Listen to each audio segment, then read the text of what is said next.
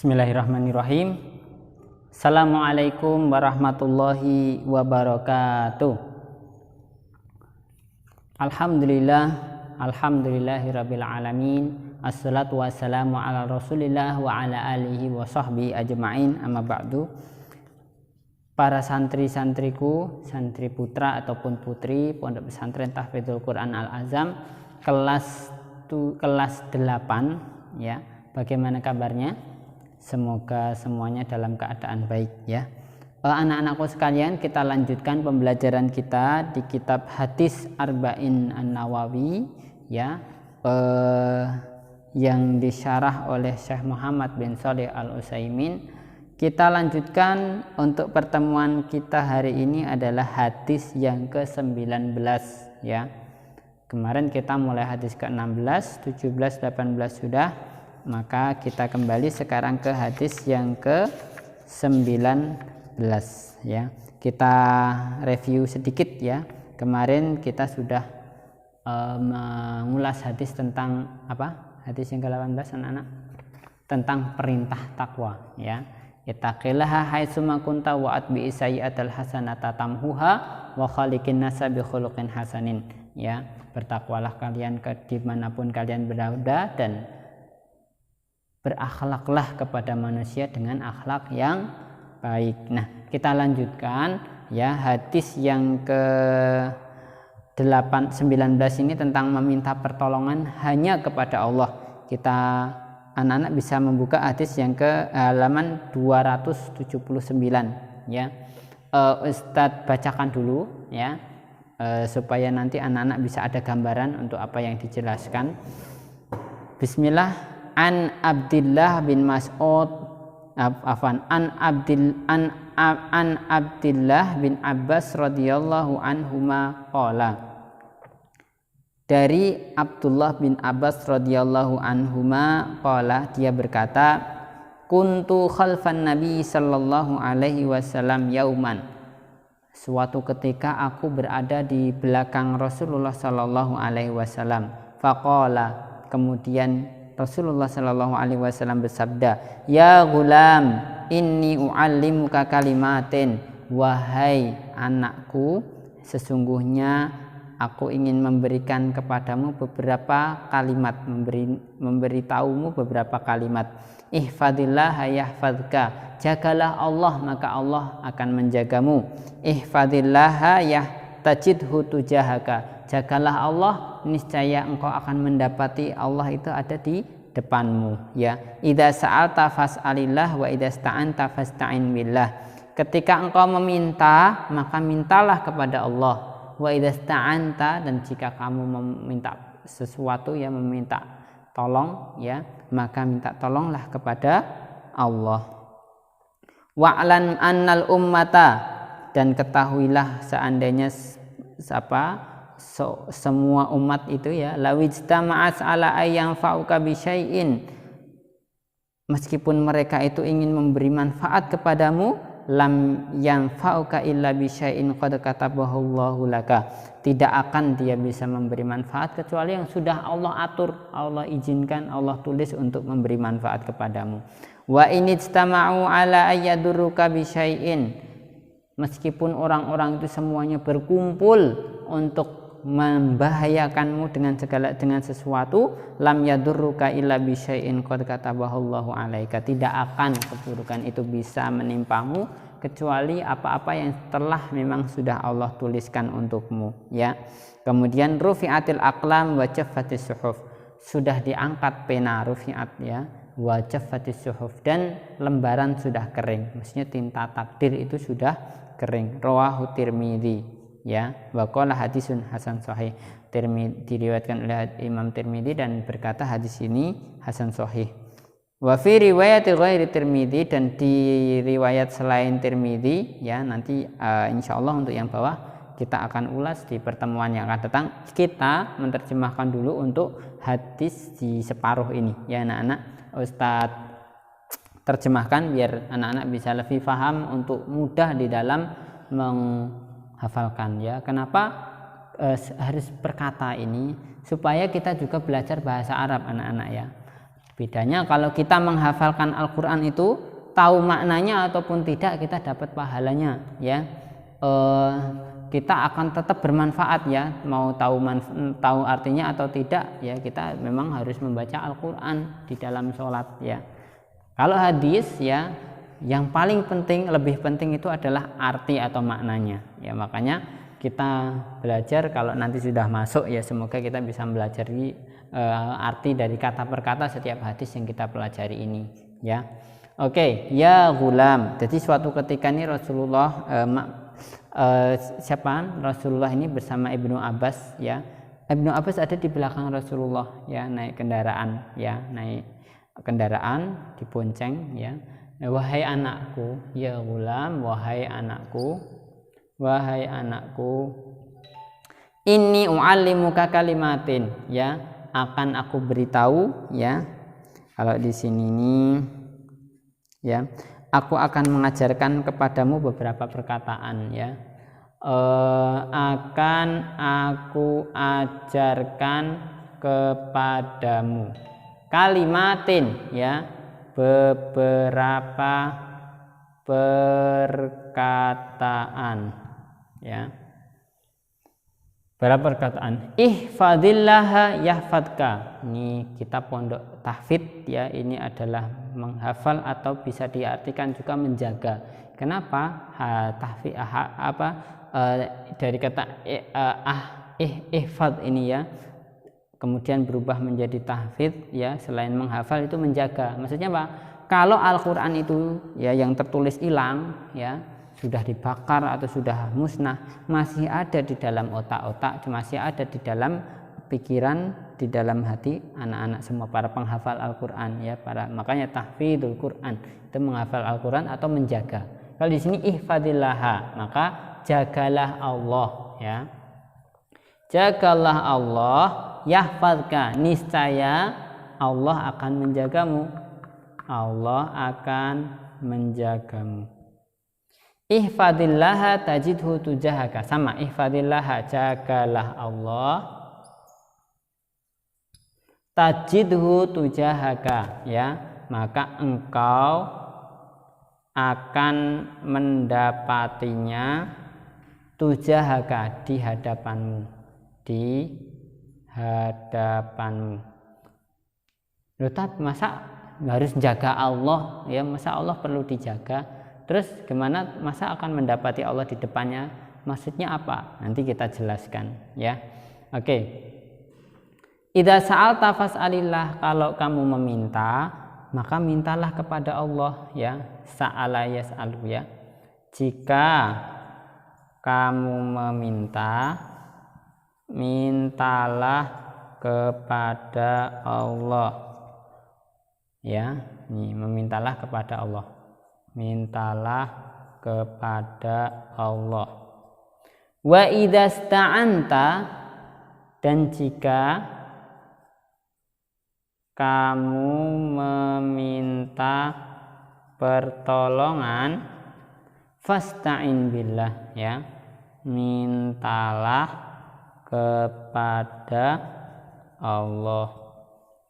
Oke, anak-anakku sekalian ya, kita ketahui bahwa Abdullah bin Abbas ya, atau Ibnu Abbas ini adalah keponakan dari Rasulullah ya, karena Al-Abbas ini adalah paman Rasulullah ya, anak-anak tahu ya, ada Al-Abbas ini adalah saudara dari ayahnya Rasulullah, saudara dari Abdullah ya.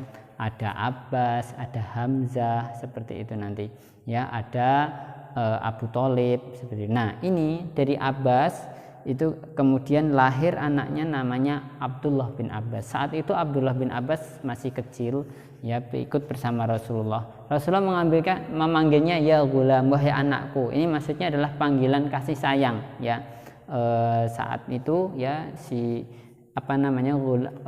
Abdullah bin Abbas ini masih kecil ya. Wahai anakku, ini wa'alimuka kalimatin, aku memberitahu kepadamu ya, ingin mengajari kepadamu beberapa kalimat. Ihfadillaha yahfadka, jagalah Allah maka Allah akan menjagamu. Maksudnya menjaga Allah gimana Ustaz? maksudnya adalah kita menjaga perintah-perintah Allah ya. Maksud dari menjaga Allah ini adalah menjaga perintah dan larangan Allah ya. Kita maksudnya menjaga perintah dan larangan Allah ya, kita nanti di dalamnya itu kita melaksanakan perintah-perintah Allah. Ini termasuk kita menjaga Allah. Kita sholat 5 waktu, ini maksudnya kita menjaga Allah ya. Kemudian nanti kita juga berdakwah ya, menyampaikan perintah-perintah Allah, amar ma'ruf, termasuk juga nanti nahi mungkar ya. Kalau ada kemungkaran, ada hal-hal yang memang melanggar perintah Allah, kita cegah ya, baik dengan tangan, dengan kemampuan, dengan lisan atau dengan hati ya. Maka inilah yang dimaksud menjaga Allah, menjaga perintah dan larangan Allah. Kalau kita menjaga Allah, menjaga perintah larangan ini, maka Allah akan menjaga kita ya. Maksudnya kita akan dijaga juga dari segala bahaya ya, baik di dunia maupun nanti bahaya di akhirat. Misalnya nih mudahnya anak-anak termasuk menjaga Allah itu adalah orang yang kita melaksanakan sholat 5 waktu. Kemudian kita menghidupkan masjid ya. Masjid itu adalah rumah Allah. Kalau masjid misalnya di antara anak-anak itu ada di rumah yang masjidnya sepi, tidak ada sholat 5 waktu ya. Kemudian tidak ada imamnya, tidak ada ngaji di dalamnya, maka lama apa yang terjadi? Masjid itu akan mati ya. Masjidnya hanya bangunan saja, tidak hidup. Nah, makanya butuh orang-orang yang dia menjaga Allah ya. Mungkin pasti di antara ya teman-teman nih anak-anak ada di setiap kampung itu ada masjid atau musola. Allah utus ya, misalnya Allah pilih ya orang-orang pilihan yang dia rela, tidak dibayar, tidak digaji ya, dia menghidupkan rumah Allah. Dia yang adzan, yang imam dan sebagainya ya. Kita mesti ada ya di daerah masing-masing. Itu termasuk beliau itu menjaga Allah ya. Maka biasanya Allah akan menjaganya baik dari di dunia maupun di akhirat. Di akhirat nanti dijaga dari adab neraka karena kita sudah menjaga Allah. Yang nahi mungkar ya, melihat kemungkaran, miras ya, kemudian perzinaan dan sebagainya dicegah, maka kemudian nanti Allah juga akan melindungi di akhirat dari adab neraka. Di dunia juga sama ya. Barang siapa ya menolong agama Allah, maka Allah juga akan menolongnya. Dan ya gitu, man yansurullaha yansurkum wa yusabbit aqdamakum. Barang siapa menolong agama Allah, maka Allah akan menolongnya dan juga akan meneguhkan tempat dia berdiri. Ihfadillaha tajidhu tujahaka. Jagalah Allah, maka engkau akan mendapatinya, engkau akan mendapati Allah itu di hadapanmu. Lah, maksudnya mendapati itu apa? Maksud dari tujahaka ya, itu adalah nih dicatat ya. Maksud dari tujahaka itu adalah dia, Allah akan ya menunjukkan ya langkahmu. Kalau Allah ada di depan kita anak-anakku sekalian, maksudnya adalah kita akan dibimbing oleh Allah setiap tindakan. Siapa yang nggak mau ya, Masya Allah ya. Kita terkadang dalam menghadapi sesuatu kita bingung ya, apa yang harus kita lakukan. Barangkali misalnya anak-anak ya mau jalan ke rumah nenek misalnya, itu saja kadang bingung ya, lewat mana ya, jalan A apa jalan B ya. Tapi Allah akan menunjukkan jalan itu yang terbaik. Mau melanjutkan sekolah, mungkin sudah lulus SMP nanti, mau lanjutkan mana ya, pondok banyak, pondok A B C D E ya, terus sekolah yang lanjutan yang lain juga banyak. Aduh, di mana ya? Allah akan tunjukkan yang terbaik ya. Kalau kita menjaga Allah, maka kita melaksanakan kewajiban yang sunnah, menjauhi larangan-larangannya, insya Allah nanti akan Allah tunjukkan ya yang terbaik. Sekolah itu pondok pun ternyata pondoknya ternyata nanti puas ya, mondok di sini, ternyata ini adalah pondok yang terbaik ya, pilihan Allah. Makanya anak-anak juga setiap waktu jangan lupa berdoa ya Allah tunjukkanlah kepadaku ya jalan yang terbaik. jalan yang terbaik menurut engkau. Mungkin anak-anak bingung memilih idola ya. Aduh, siapa yang tak idolakan itu ya? Ustadz A B C D E yang harus saya ikuti. Terus saya dalam bersikap harusnya bagaimana ya? Kadang kan bingung ya anak-anak ya. Dalam masa-masa kelas 8 mencari jati diri, saya ingin seperti bintang film ini, atau seperti artis ini, atau seperti pemain bola ini, atau seperti ustadz ini, atau seperti mas ini ya, seperti teman-teman ini. Saya itu harus tegas atau harus lembut atau harus bagaimana. Kadang-kadang bingung. Tapi kalau kita berdoa kepada Allah, Allah terus untuk membimbing kita sehingga anak-anak nanti akan menjadi akhlakul karimah. Yang paling penting kalau mencari idola adalah satu, ya harus mengidolakan Rasulullah ya. Bagaimana beliau berkata-kata, bagaimana beliau jalannya, itu semua sudah diajarkan ya. Gitu. Bagaimana beliau menghadapi setiap permasalahan, menyelesaikan masalah, itu semuanya sudah diajarkan. Ya tinggal membaca, kita mengikuti. Jangan mengikuti ya mungkin artis-artis yang maaf ya, kita lihat keluarganya saja ya tidak baik ya, kita mengidolakannya. Inilah yang akan merusak generasi kita ya. Apalagi game ya, tokoh game itu hanya ilusi ya, tokoh game jadi idola ya. Nah, ini akan rusak kalian ya. Oke, kemudian idza sa'alta fas'alillah, kalau mau minta tolong, mintalah tolong kepada Allah. Ya, banyak yang terjadi sekarang itu meminta pertolongan itu selain kepada Allah. Maksudnya ini, kalau permintaan tolong itu adalah permintaan yang memang manusia tidak mampu ya. Kalau permintaan secara umum boleh, misalnya minta tolong kepada temannya yang dekat, maaf ya, minta tolong ambilkan bolpen itu yang dekat dengan kamu, boleh ya. Minta tolong kepada saudara ya, ayo antarkan saya ke sana misalnya, itu boleh ya. Yang tidak boleh itu maksudnya meminta tolong kepada Allah adalah pertolongan yang memang itu kemampuan dari Allah. Misalnya ada yang sekarang itu meminta ya petunjuk ya, meminta petunjuk itu kepada selain Allah, kepada batu, kepada pohon ya, berdoa itu kepada kesyirikan itu ya. Kemudian meminta hal-hal yang memang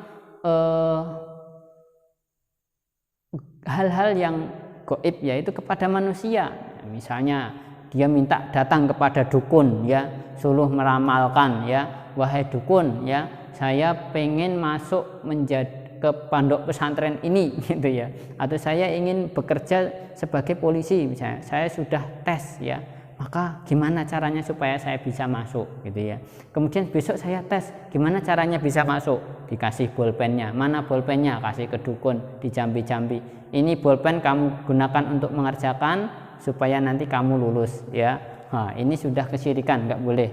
Kemudian yang selanjutnya ada wa idza sta'anta fasta'in billah ya. Kita sering membaca di dalam surat Al-Fatihah setiap salat, iyyaka na'budu wa iyyaka nasta'in, hanya kepada Engkaulah kami menyembah dan hanya kepada Engkaulah kami memohon pertolongan. Nah, di sini ya, idza sta'anta, kalau kita minta pertolongan, mintalah tolong kepada Allah. Segala urusan kita sandarkan kepada Allah, niscaya akan mudah ya. Kalau kita hanya bersandar kepada manusia, banyak kecewanya ya.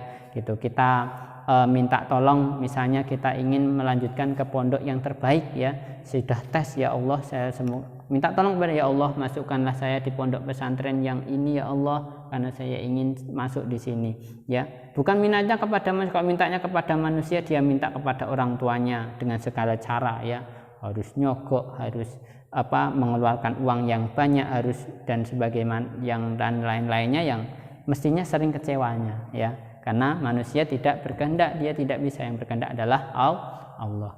Baik anak-anakku sekalian, cukup sekian untuk pembelajaran hadis di waktu ini ya. Nanti kita lanjutkan di pertemuan yang akan datang.